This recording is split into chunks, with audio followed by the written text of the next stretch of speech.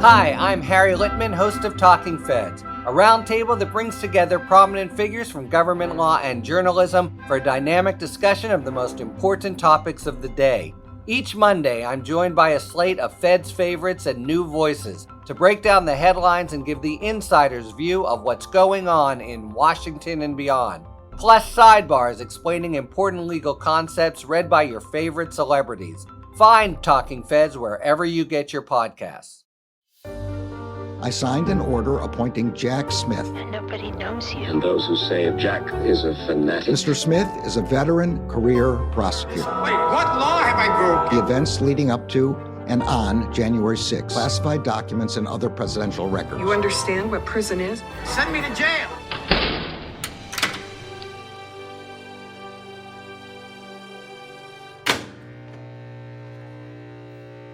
Welcome to episode 10 of Jack. It is Sunday, February 5th, 2023, and we have a lot of news this week in the special counsel investigations into January 6th and the Mar-a-Lago documents case. I'm your host, Andrew McCabe. And hi, Andrew. I'm Allison Gill, your co-host, and today we're going to talk about Tom Fitton, the Judicial Watch guy. He was seen testifying before one of Jack Smith's grand juries last Thursday. We're also going to cover John Eastman's referral for disbarment in California, along with a secret privilege battle over the contents of Representative Scott Perry's phone. We'll be joined later in the show by former federal prosecutor and CNN legal analyst Shanlon Wu to discuss these developments. So I'm looking forward to that. Yes, but first, as always, Allison, we want to answer some listener questions. If you have a question for us, you can send it to hello@MuellerSheWrote.com. Just put Jack in the subject line. And like last week, I'm hitting on two questions this week, simply because the first one I think is real relevant and quick, and then the second one is a little bit more detailed. So the first question comes from Jennifer, and Jennifer's question is, the latest reporting from the New York Times about Barr and Durham was pretty intense. Okay, big agreement with you there already, Jennifer. No problem there. Quick question. How do we know that this is all accurate when the sources are not named? I thought this is a really good question because it hits on a lot of the information that we talk about on the show and things that I'm sure the listeners are reading and kind of focused on themselves. And that is, how do you assess the kind of accuracy and really how much confidence you should put into much of the open source articles that you see? You'll notice they use a lot of sources that for who, they don't provide identities or names for those sources. And the reason for that is simply because many people who are in positions to know things don't want to be named, don't want to be identified because it could have negative career impacts, get them in trouble, lose their friends, what have you. So reporters frequently rely on unnamed sources.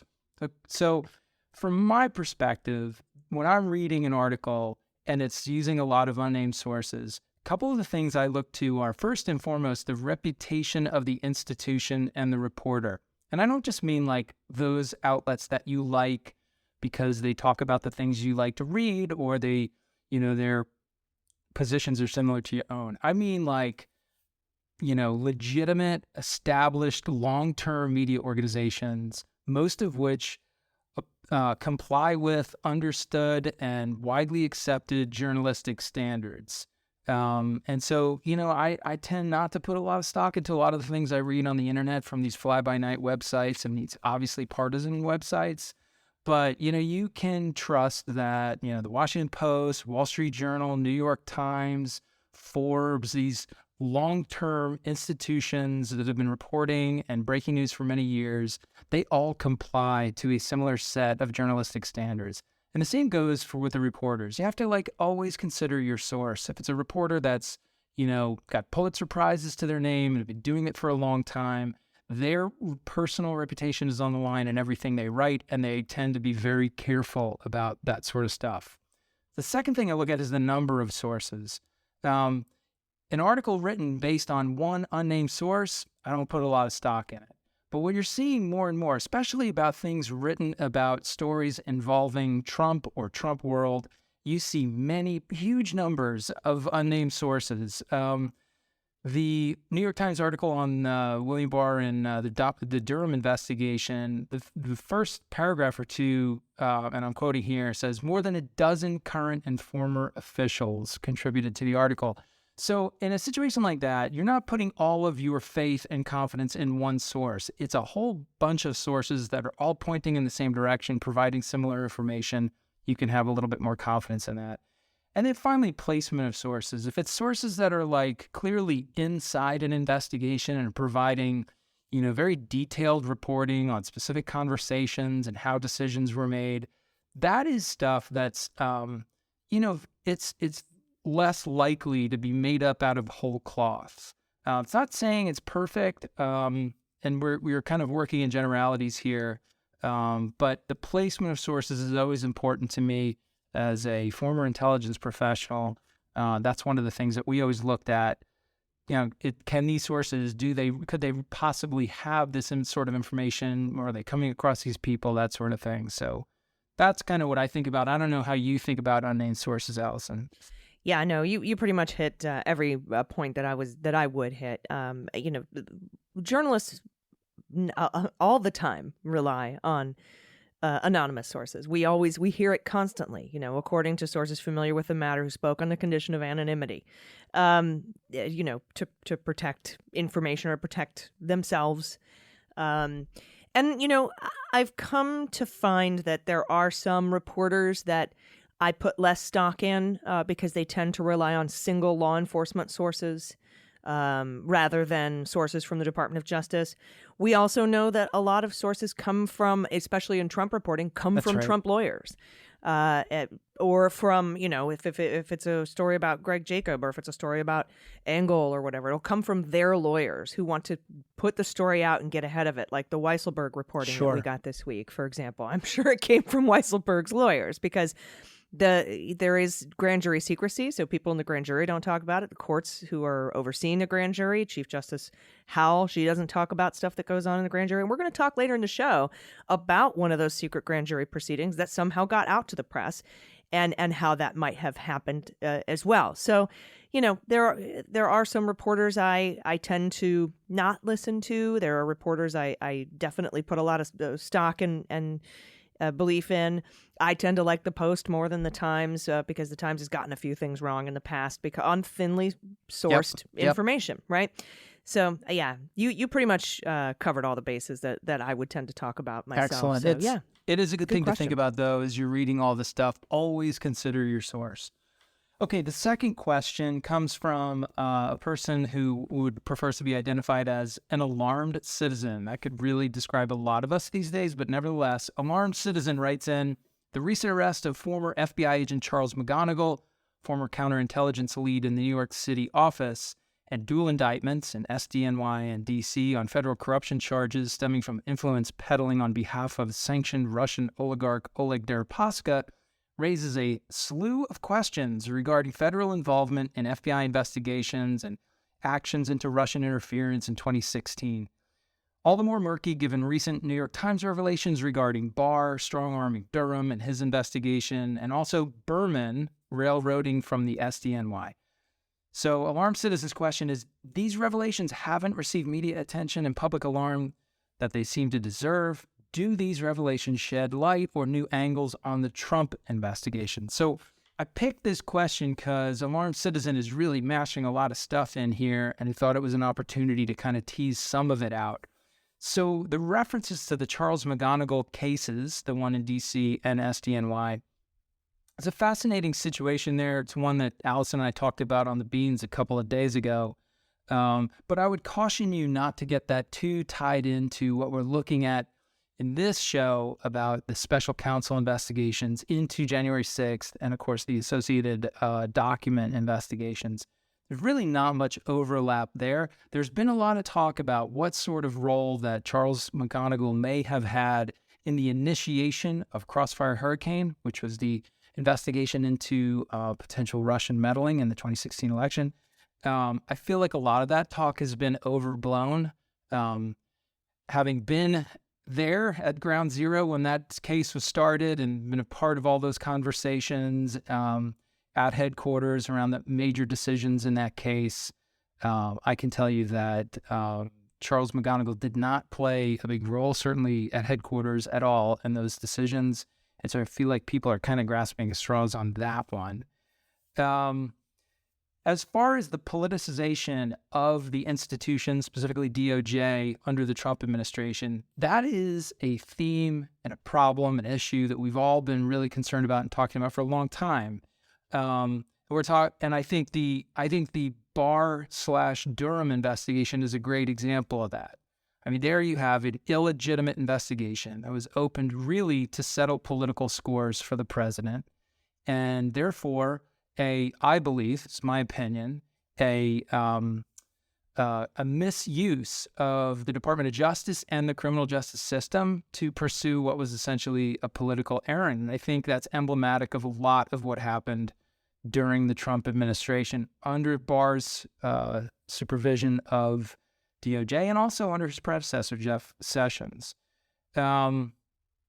And then, of course, you got Trump himself. You see a million examples of that across the scope of his administration, attacking judges publicly, attacking people who cooperate with the federal government in investigations, which is really incredible.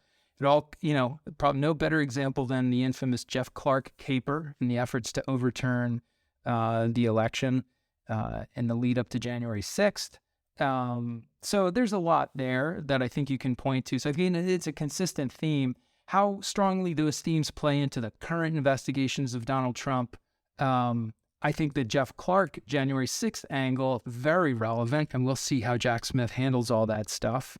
The document side, maybe not so much. I don't know. What are your thoughts, Allison? Yeah, no, I agree with you on all of that. And, I just want to add, I think it's, really important that just in this past week, we learned that the Senate Intelligence Committee, Dick Durbin, says he wants to investigate what went on with Durham. I would like to see Durham questioned about this. I'd like to see Barr questioned about this in front of that committee. I'd like to see Garland asked a few questions about this in front of that committee, because I still contend that, you can fire a special counsel for cause, and ignoring a judge's order twice and going to a grand jury to get information on a private citizen seems like cause. It seems very causey. Yeah. And I mean, a lot of us are mad that he had, investigated a Trump crime and didn't tell anybody and clearly declined to prosecute. I don't see any, other than, just politicization, but, I don't see any, that doesn't feel like cause to me, right? Because you are allowed to investigate and decline to prosecute if that's your druthers. That Barr did it with the obstruction that was found in the Mueller investigation. It's awful and politicized, but it's really kind of difficult to overcome those declinations because of the prosecutorial discretion rules. So, but I'd be really interested to know why, at the very least, that rebuff, that dual rebuff of the chief judge overseeing the grand jury's Beryl Howell, where she's like, no, you can't have this. You can't have these. And then she said no twice, and then he went and got it anyway through the grand jury. I think that seems like a misconduct that I believe is fireable for cause, but it's at least a question that should be asked. Did you know this happened? Why didn't you fire him for cause? I think that's fair. Durbin's indications earlier this week certainly seem to lean in that direction of maybe expecting to see hearings once Durham's report is finally tendered. And you also had a letter this week from freshman Congressman Dan Goldman, and also another congressman whose name escapes me. The two of them sent a letter to Garland this week, essentially demanding that kind of review. I think their request was that the IG investigate Durham and how he used his authority and those sorts of things. So who knows? We might actually see some inquiry into how Durham has done his job there, but I guess more on that to follow in the future. Yeah. Can we not have Horowitz look into it? Can we just have the Senate Intelligence Committee do it, please? I, for one, have had enough of that guy. But you probably would have guessed that. I'm biased. I'll admit that. But that's where I stand on him. Yeah, for sure. For reals. All right, Andy, check out this lead. This is from Politico. The California Bar's top disciplinary official is seeking the disbarment of John Eastman, an architect of Donald Trump's bid to subvert the 2020 election, for what he describes as a strategy unsupported by facts or law to overturn the legitimate results of the 2020 presidential election. Now, this is this is a 25-page document, okay? The amount of stuff this guy did wrong is so voluminous that they couldn't even squeeze it into like a 3-page memo, right? It's 25 pages. There's 11 counts. And we don't have to go over all of these, but I'll give you some. There's failure to support the Constitution and laws of the United that's States. A pretty big one. That's the big. That's the Lawyer big first 101. This is what you're supposed to do, and you're not doing it. So that's a rough one. Then we have a couple of instances of seeking to mislead the court. First, when he filed onto that lawsuit, Texas versus Pennsylvania, where he said there were several instances of evidence of voter fraud in the election when he knew there was not. And in this document, there is proof that he knew there was not when he made those allegations. Also, misled the court by filing for injunctive relief in Georgia to decertify their election results, again, based on non-factual allegations of fraud. And they have proof that he knew that they were lies, basically. Now, there's also something in here called moral turpitude. I love that one. And misrepresentation. That might be my favorite. Moral turpitude and misrepresentation. It seems like, I don't know, like you lied about something and then also did something horrible at the same time that I don't even want to think about. Yeah, because there are just counts of regular moral turpitude. But then there are some that tack on misrepresentation, like when he wrote that memo to Pence and Trump, falsely saying that 7 states had transmitted legit dual slates of electors when he knew they were not legit. And they have proof that he knew they were not legit. There was when he said on Bannon's podcast there was massive evidence of fraud when he knew there wasn't. There was when he sent the 6-page memo to Trump and Pence that there was evidence of election fraud and dual slates of electors. There was a 2-page memo and a 6-page memo. Both lies. That's both a tough one. That one's that one's got receipts, right? You got the actual memo. That one, it really sounds like it's got a little bit more heft to it than, let's say, when he claimed voter fraud in Georgia during his Ellipse rally speech that he knew were false. Like, it's different. It's bad. It's a moral turpitude and misrepresentation, apparently to get all fired up at the Ellipse rally and start saying crazy stuff. But it just seems an entire degree worse when your misrepresentation is the product of a 6-page memo that you researched and wrote and crafted and edited and then delivered to the vice president of the United States. I mean, that is not, it's not a trifling matter. Yeah, nope. And more misrepresentation and moral turpitude when he wrote an article for a publication called The American Mind, which had lies that he knew were lies about election fraud. And then counts 10 and 11 are just moral turpitude without the misrepresentation. Straight up moral turp. Moral turp. And one of those is when he encouraged Pence to toss out the certified electors. And the other one was when he told the Ellipse crowd that Pence had the authority to throw out certified electors. So 11 counts is a bit. I've seen a few disbarment filings in my time following these, following the Crackett strike force and everything.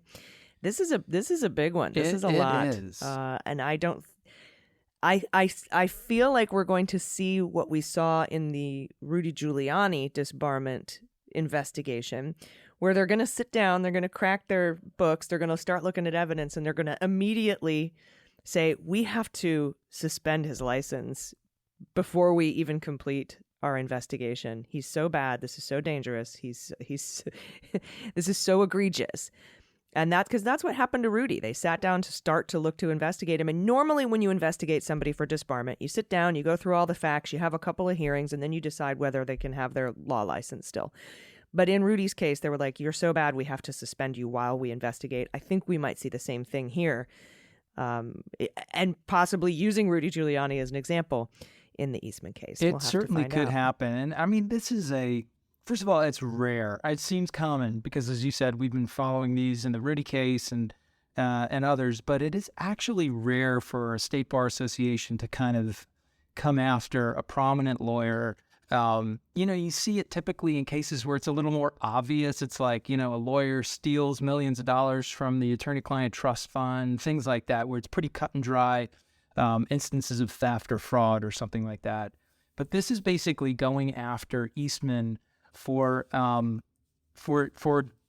content of his lawyering, right? It's basically saying you engaged in a pretty elaborate scheme of fraud and misrepresentations and perpetuating, false statements to the court and to the public.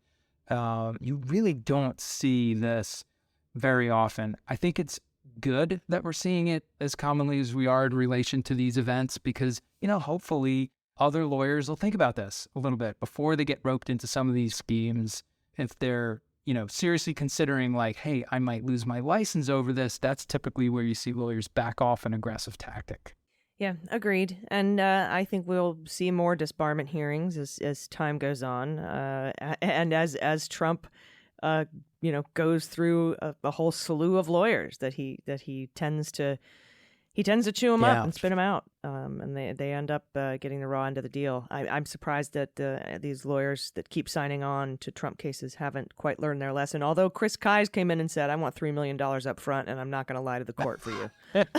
So that's a smart lawyer right there. I think he's probably the only one that kind of gets where this could be headed. But we'll see how it ends up. And we've got a $1 million sanctions award for his frivolous lawsuit against you and the rest of the Western world. And we now see a sanctions filing from Tish James, which I said, hey, you should get your sanctions motion ready, Tish, because it happened to her too. And they've dropped a couple of lawsuits in the wake of that, which is good because then those lawsuits don't clog up the court and waste people's time and waste taxpayer dollars. So these fines and these sanctions work. They do their job to deter these lawyers from filing these frivolous lawsuits. So I'm glad we're seeing it too.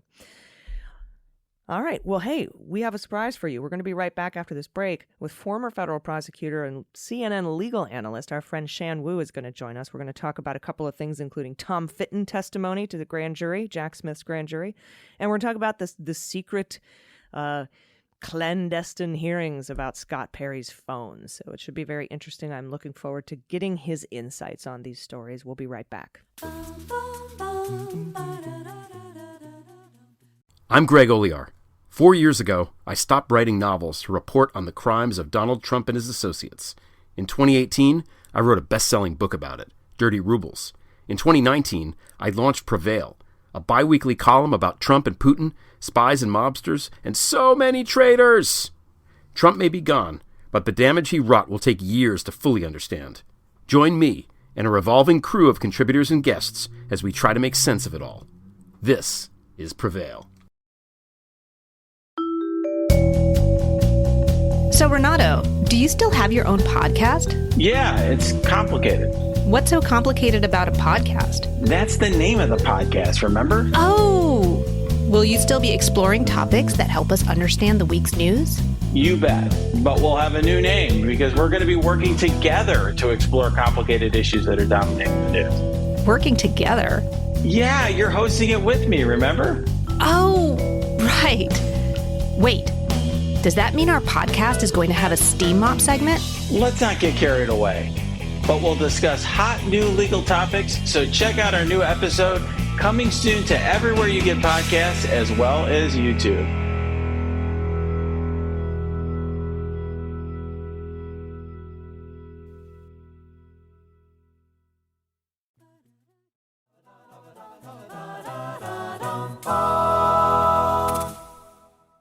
All right, everybody, welcome back. So we are going to be joined right now by a friend of mine, Shanlon Wu. He's a former federal prosecutor, served in the Clinton administration as counsel to Attorney General Janet Reno. He's now a nationally known criminal defense lawyer. He appears regularly on CNN. He's a legal analyst for CNN. He's been on NPR, podcasts, streaming media. He offers analysis on issues including the Trump impeachments, the Mueller probe, and prosecutions of all sorts and politics inside the Department of Justice. Recent notable cases, by the way, include his representation of Rick Gates, co-defendant with Paul Manafort in the special Mueller counsel probe, as well as the case of Mimi Groves, a University of Tennessee cheerleader who was victimized by cancel culture. Shan has an MFA in creative writing from Sarah Lawrence and an English literature degree from Vassar, graduated from Georgetown University Law School. So very varied background for our friend Shan. Welcome. Welcome. Thank you. So I wanted to open up our conversation by talking about Tom Fitton. We all kind of know, I think listeners of this program are familiar with who Tom Fitton is. And NBC reported, he's the Judicial Watch guy. He's been around for several decades. He's not a lawyer. But he's been advising Trump on a few things. And NBC reports he was seen with at least one prosecutor from Jack Smith's team entering the courthouse where the grand jury meets. And, this could be either about the January 6th probe, because the committee says he played a role in January 6th by telling Trump to declare victory before all the votes were counted, or it could be about the documents case. Now, we know both grand juries for those investigations are meeting at that courthouse, so we aren't sure. A lot of this would be speculation. But Shan, talk a little bit about Tom Fitton and how his testimony could be important to Jack Smith. Well, Fitton is sort of a twofer for the special counsel since he's been given this mandate of looking at both the January 6th plus the Mar-a-Lago classified documents. I think what it says is, up until now, my guess is that a lot of what they've been doing are kind of simply continuing the momentum. Jack Smith had said he didn't expect there to be any delays, and that's proper. The only delay that would have arisen was if he was kind of doing a grandstanding act, like, okay, I need to review everything that's happened up until this point to direct it. But to me, reading between the lines, he clearly allowed the momentum and the diligent work that had already been done to go forward. So in that sense, with him coming on board, whether he had to, come back into the country, that really didn't cause any delays. But right about now, I would say you're starting to probably see a little bit more of his and or his deputies' influences now in kind of expanding the witnesses at this point. And I think with someone like Fitton, you really get to, from a prosecutor's point of view, you really get to exploit some of the weaknesses in a way that Trump took advice, for lack of a better word, by having all these folks who are not lawyers giving him advice, sometimes in writing. It really opens up the field for people to ask them questions because they don't really have any privilege issues. There's no way to protect whatever advice he had gotten. So folks like Fitton can be very valuable because there's not much they can really do to shield their information unless they just want to fall on the sword and refuse to cooperate and take a contempt violation. So I think people like this are particularly valuable, and he's like I said, he's a twofer. You got him there, you can put him in both grand juries the same day. Yeah, I think that's absolutely right. And Fitton is also a guy who clearly, he's got a direct line into Trump. The fact that he appears on, as you say, he's the twofer, he appears on both sides of this investigation, I think proves that he's relevant. If he's relevant to both parts of this investigation, it's because he was in frequent contact with Trump, which opens up a whole other area of like, what else does this guy know? What other conversations has he had with him? What other documents has he exchanged with him? I think it's probably possible that Fitton might sit in front of the grand jury, depending on what questions he's asked. If he thinks that they could get him in any sort of criminal problems, he could certainly take the fifth. But he's also seems to be the type of guy that, look, Jack Smith isn't the special counsel for the prosecution of Tom Fitton. Tom Fitton is very clearly someone who they're likely interested as a witness. And if he goes in and claims, Fifth Amendment privilege, he's very much, he could be looking at a grant of immunity, and then he can't keep his mouth shut. He's got to answer the questions or suffer that contempt problem that you referred to. Yeah, no, that's absolutely right. And I think, we've been hearing so much for years now about the question of proving Trump's state of mind, i.e. his intent. And I think folks like this, when they give testimony, will go a long way towards establishing that. Now, of course, Trump, like anybody else, is free to disclaim to his lawyers or himself where he'd actually testify that, I disagree with that, they didn't say that, I don't remember that, et cetera, et cetera. But I think when you're looking at intent, as we all know, it's circumstantial evidence to prove it. there is a certain point in kind of the spectrum of things where there is so much circumstantial evidence of people saying, I talked to Trump about this, Trump said this, he knew this. At a certain point, it reaches a certain critical mass where even though he will, of course, deny recollection, deny knowing all of it, that circumstantial evidence will start to reach a critical mass where it really becomes, I think, much more appealing to the prosecutors to say, yeah, we're pretty comfortable with showing this. Yeah, that is true. And you think about it again in terms of in the context of Tom Fitton. He's also a guy who appears in the media all the time. He's a very frequent guest on Fox. He's on, Bannon's podcast and other places frequently. So you have the added possibility of like contemporaneous statements. So in other words, if he is saying now that I did talk to Trump, 6 months ago about the documents, and the prosecution can come up with a tape of him making a similar comment like that, 5.5, 6 months ago, it really substantiates what he would be saying to the grand jury or to prosecutors. So my point is it's possible that there are other statements that he's made that are consistent with whatever he may be telling the grand jury, which only bolsters the importance of his content. Yeah, no, absolutely. That's demonstrates your investigative abilities there to kind of line up those public statements he may have made with what was happening at the time. And obviously, it also gives the investigators, the questioners, a kind of a treasure chest of things to either refresh his memory with or to question, what his version of it is now. So yeah, that's a really rich source in terms of things to press him about. Yeah. And, well done by the Jack Smith team, because Fitton is a guy with a big profile, big platform, constantly in the media.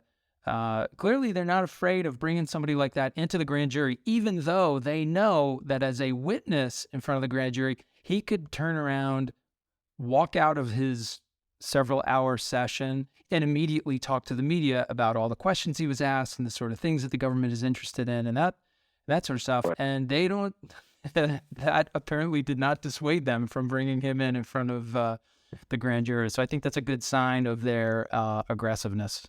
Yeah, absolutely. Yeah, and it also seems like, Shan, who he reminds me the most of so far that's already testified. And by the way, Andy, that's a really good point, because when you start to get to these loudmouth, recalcitrant, angry guys, it seems like you're getting toward the end of an investigation and not the beginning, because that's when they blab the most. But it reminds me of Kash Patel. This is feels like a Kash Patel type of a witness. Just like you said, he could go in, he could plead the fifth, he could be given immunity, which is what happened with Kash Patel. Kash Patel knows a little bit about what Trump was thinking about declassifying the documents with his mind, or whether he knew the documents were classified or not, or what his intent was in taking them in the first place. And I think Tom Fitton also knows a lot about that, because he's the guy who advised Donald to ignore the Department of Justice based on an old Clinton case about how Clinton made journal diary tapes with somebody a friend of his at the White House that was going to write a book. And Judge, I think it was Amy Berman Jackson, actually determined that those tapes were not part of fall under the Presidential Records Act, because they were personal, because of not the content of the tapes, but what they were going to be used for. And that is sort of how Tom Fitton, who's not a lawyer, is advising Trump. And so I could see it kind of turning out the same way. And I also wouldn't be surprised if Kash Patel pointed them in the direction of Tom Fitton, or had some testimony after he was given immunity about, you should ask Tom Fitton about that, So I think it's very interesting that we see him going into the grand jury room, and I wouldn't be surprised if we didn't hear that he was granted immunity. Absolutely. Absolutely. Yeah, I just want to touch on the immunity point for a moment, because it's so interesting to me. Andrew, I'm not sure what your experience had been, but it was very rare to grant immunity, and the circumstances were usually much more where the witness, defendant, target's lawyers were making a real pitch for it, saying, look, we can give you all this valuable information, but you got to cut my guy immunity. A lot of proffers, prosecutors being very reluctant, to grant. that because they want to be really certain what they're getting. It seems a little bit different in this Trump world era where immunity is really much more being used aggressively to compel the testimony as opposed to being sort of like a benefit of the bargain to them. And I think they did that with Patel. If they do that with Fitton, I think it speaks well to the sort of fluidity of Smith's office's thinking, being able to adjust to these circumstances, because it feels different to me. And these are folks who just generally want to stonewall and to some extent fall on the sword. And it's very different than when you bring in people and they're like really sweating, they're nervous about, what's the best deal I can cut for myself. And using the immunity in this sort of a more aggressive offensive fashion, I think is interesting to watch. I totally agree with you. And that was my experience as well. Like immunity was this kind of idea that you really got to in very, very few, very rare cases. And I think that's because in your garden variety enterprise case, RICO case, narcotics enterprise case, whatever, I mean, I think prosecutors are reluctant to hand out immunity to someone who very likely the next witness who walks in the door might tell you that guy you just immunized also committed a homicide that you weren't aware of. And so the prosecutors want to keep their options open to really kind of hold anybody's feet to the fire. In this case, what I think it reflects is a very, very clear focus. They know where they're going here. They know who it is they're going after. And a more offensive stance, right? We saw it with the contempt filing that they attempted to get for Trump, not appointing a records guy and all that stuff. So they went after contempt. And also, Andrew, we talked about in one of the first two episodes, lessons learned from the Mueller investigation. The special counsel, Jack Smith, has the benefit of a very recent special counsel probe into Donald Trump.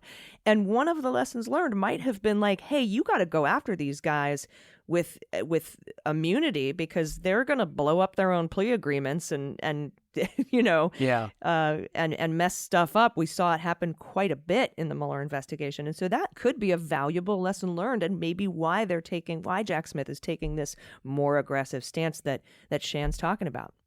I totally agree. I think the signs that we keep seeing from Jack Smith is lean forward, aggressive prosecutor, is willing to push the envelope, and he's also agile, right? He's moving, he's adapting to the targets that he's dealing with, to the tactics that they seem to have used in recent cases.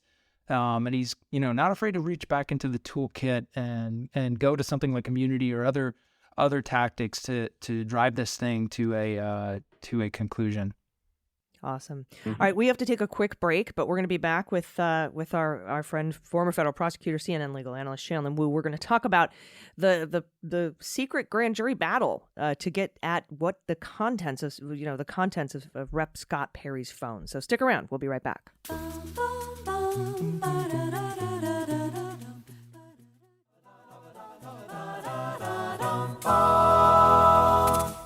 Everybody, welcome back.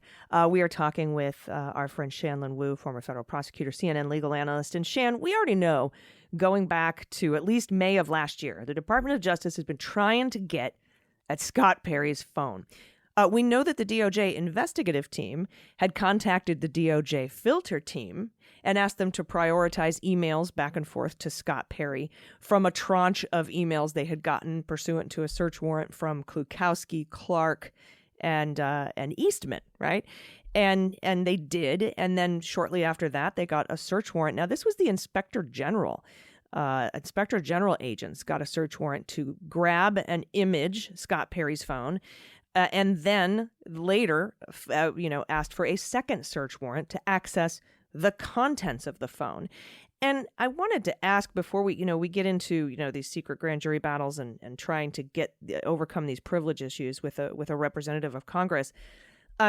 Shan, could you tell me why it was Inspector General agents that seized the phone first and then DOJ kind of took it over from there for the second search warrant? Have you ever seen anything like that? I was afraid you're going to ask me that. I wanted to ask you that. That was a mysterious circumstance. Yeah, we know that, the DOJ Inspector General opened two investigations into the Department of Justice with respect to January 6th. And so maybe that came from that. And then, we're going to further buffer us from politicization, we're going to have the Inspector General do this, and then the DOJ can get a warrant for the rest of the phone. I'm totally guessing, but I've never seen anything like that. I thought it was very weird. But let's talk about the fact, and this is both to you, Andrew, and Shan. A panel of Congress members, a bipartisan panel of Congress members, voted unanimously to intervene on behalf of Representative Scott Perry to stop the DOJ from getting the contents of his phone, I guess apparently to protect their own. This was a bipartisan panel that includes Hakeem Jeffries and Kevin McCarthy. And I find that odd. I think I understand you want to protect your stuff because you're a member of Congress, but when you're criming, I don't know. What do you think? Well, we'll get to the criming in a minute. I actually wasn't surprised to hear that they had intervened in the case in this way. So basically, this argument over accessing the content of the phone is coming down to an argument about the speech and debate clause, which basically it's the magic force field that protects all sorts of the communications, the documents, the kind of interactions of members of Congress from scrutiny in criminal matters to ensure that investigations don't impinge upon, the function of Congress, lawmakers' abilities to discuss business with each other, that sort of thing. It's the best comparison I could draw to this would be some of the presidential privileges, right? So it's widely considered privilege, the conversations between the White House counsel and the president, not because there's an attorney-client privilege there like you would have with your own personal lawyer, because, of course, the White House counsel is not the personal lawyer of the president, but because we try to protect any president's ability to seek counsel and advice from his White House counsel or kind of inner sanctum of advisors. That's the same sort of idea that is behind the speech and debate clause in Congress. So because that clause is kind of right in the center of this argument, it doesn't surprise me that this bipartisan commission of Congress would weigh in with their concerns about protecting that privilege. Yeah, I agree with that, and I think well, first let me make the more aggressive point, which is I think that the speech and debate clause is used too much as a shield, and it's an extremely unusual circumstance historically here because, at least in my lifetime, there's never been a scenario where so many members of Congress should be under scrutiny for their support, whether, overt or more subtle, in trying to stop that election process and at least giving support to Trump's election interference efforts. So the idea that any of those efforts were legitimately within the speech and debate clause just seems nonsensical to me. And so I think it's an unusual historical situation for it to be coming up. I completely agree with you, Andrew. I mean, I get why the members of Congress would not be wanting that because they're concerned. We always talk about precedent in sort of an esoteric way, but frankly, they're thinking, well, gee, if an attorney general from the other party gets in the power, then they're going to pull all my records constantly. Yeah, so, that's right. That's right. That's exactly what they're worried about. It's an interesting issue.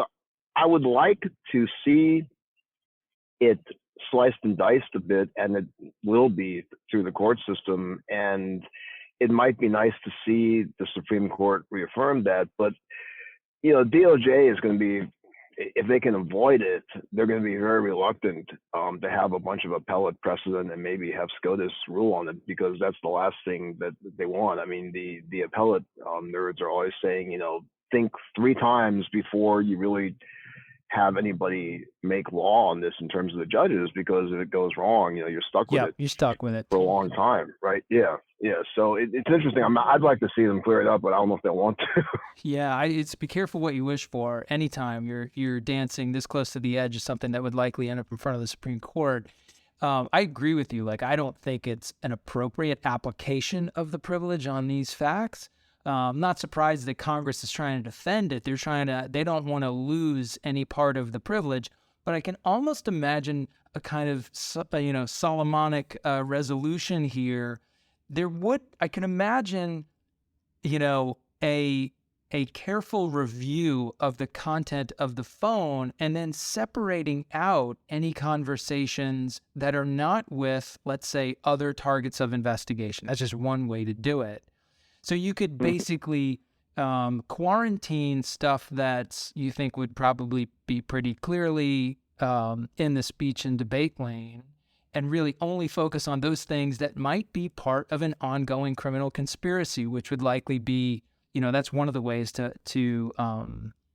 pierce that privilege, if you can say, that it's the infamous kind of crime fraud exception. So I think there's a compromise judgment here that we could see that take place at some level that might ward off either party's desire to push this thing to the Supreme Court. Hopefully. Maybe I'm just being an optimist. We saw it play out with the Lindsey Graham case, right? Because he was claiming it was part of my speech or debate legislative job to call up Raffensperger and ask him to throw out a bunch of ballots. And the courts eventually, it went up and they said, you figure it out. And it went back down and they eventually said, all right, look, here's what you can ask about. Here's what you can't ask about. And in the grand jury, and this was in Fulton County, Georgia. And I imagine it could be potentially the same thing here. And we could have it decided by the appellate court. All three judges are conservative judges on this appellate panel that the hearing's going to be on February 23rd, but they can go en banc. And then maybe the Supreme Court just doesn't hear it. And, because they've done that quite a bit in these Trump-related cases. They refuse to hear things, but they might want to listen to this one because it's got a lot to do with separation of powers. But I mean, there's really kind of no way to know where this is going, and if this is just one test case or if they're looking at other Congress people's phones as well. We just haven't heard. I'm not sure. But Shan, what do you think are the chances that this could get litigated in a more broad decision that could set precedent versus a more narrow decision, or have the courts decide, like Andy said, what you figure out what you can ask and what you can't ask? Well, if I had to hazard a guess, I mean, I think, as you're pointing out, the Supreme Court might take a hands-off approach to it. I mean, the two sides are going to argue very differently. I think in defending the congressional side, wanting the broadest protections possible, are really going to argue in a very broad way that this is a separation of powers issue. You need to speak very solidly and broadly to our protections. DOJ, on the other hand, is going to want to argue very narrowly that this is very fact-specific. And honestly, I don't see any reason why this is different than any other taint team situation. Why can't a regular taint team protection handle it this way? I think it's interesting, you brought up Lindsey Graham's situation. I think that's a very good analogy. There are some important distinctions, I think, which make it more worrisome in terms of what will the courts do with it. And the main distinction, I think, is there's a atmospheric difference to the federal DOJ seeking this from the federal member of Congress. It feels more like something that SCOTUS thinks, it's a little bit different than a state situation. Graham's a federal person, it's a state investigation. Also, in Perry's defense, I mean, that there is something to the fact that there's so much of our lives in digital form on your phone that you certainly wouldn't want a grand carte blanche. Hey, just take a look through my phone. And so there's that in that aspect. It's a far potentially overbroad inquiry. But I do think that the smart path for DOJ to argue, which I'm sure they'll continue to argue, is that it's very narrowly focused and traditional protections through a taint team can work. And I'm sort of hopeful that that's how the judges will see it ultimately too. Yeah, that's my hope. That's my hope as well. Yeah, agree. We are running short on time, though. We are. But there's no way to rush these things through these particular court battles, I know a lot of people are like, oh, it's taken so long. What's taken so long? These kinds of fights that have been going on for almost a year to get information and get evidence are what can really drag this thing out. That's right. Shan, thank you so much for joining us today. We really appreciate it. Can you let everybody know where they can find and follow you before we get out of here? Oh, sure. You can follow me on Twitter at Shanlon Wu. So that'd be great. Easy enough. Thanks so much. And this has been a great episode. We appreciate your time, Andrew. It's been great. Sure. And we'll be back. We'll be back next week. I'm sure there's going to be more Jack Smith news between now and then. There always is. And what's funny is we always worry, Shan. We're always like, is there going to be enough to report on? And here we are. We're pushing another hour. Yeah, for sure. I'm sure there'll be plenty to talk about next week. Shan, thank you as well for helping us out here. And I'm sure we'll be calling you back in a few weeks when we hear more about these decisions and say, oh, you got it right. All right, anytime. All right, I'm Andrew McCabe. I'm Allison Gill. We'll see you next week on Jack.